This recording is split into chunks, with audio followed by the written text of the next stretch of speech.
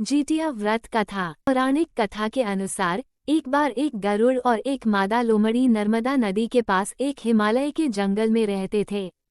दोनों ने कुछ महिलाओं को पूजा करते और उपवास करते देखा और खुद भी इसे देखने की कामना की। उनके उपवास के दौरान लोमड़ी भूख के कारण बेहोश हो गई और चुपके से भोजन कर लिया। दूसरी ओर चील ने पूरे समर्पण के साथ व्रत का पालन किया और उसे पूरा किया। परिणामस्वरूप लोमड़ी से पैदा हुए सभी बच्चे जन्म के कुछ दिन बाद ही खत्म हो गए और चील की संतान लंबी आयु के लिए धन्य हो गई। इस कथा के अनुसार जीमूतवाहन गंधर्व के बुद्धिमान और राजा थे।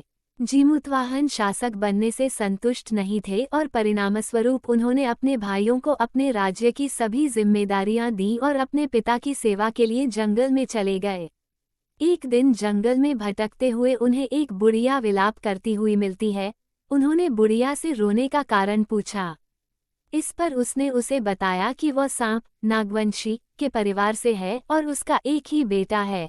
एक शपथ के रूप में हर दिन एक सांप पक्षीराज गरुड़ को चढ़ाया जाता है और उस दिन उसके बेटे का नंबर था।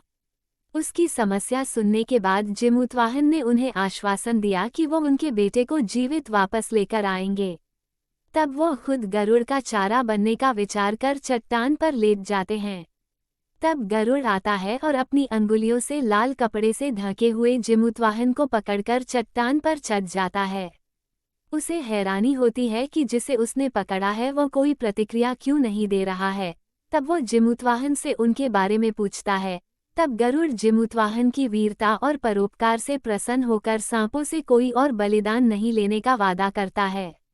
मान्यता है कि तभी से ही संतान की लंबी उम्र और कल्याण के लिए जितिया व्रत मनाया जाता है।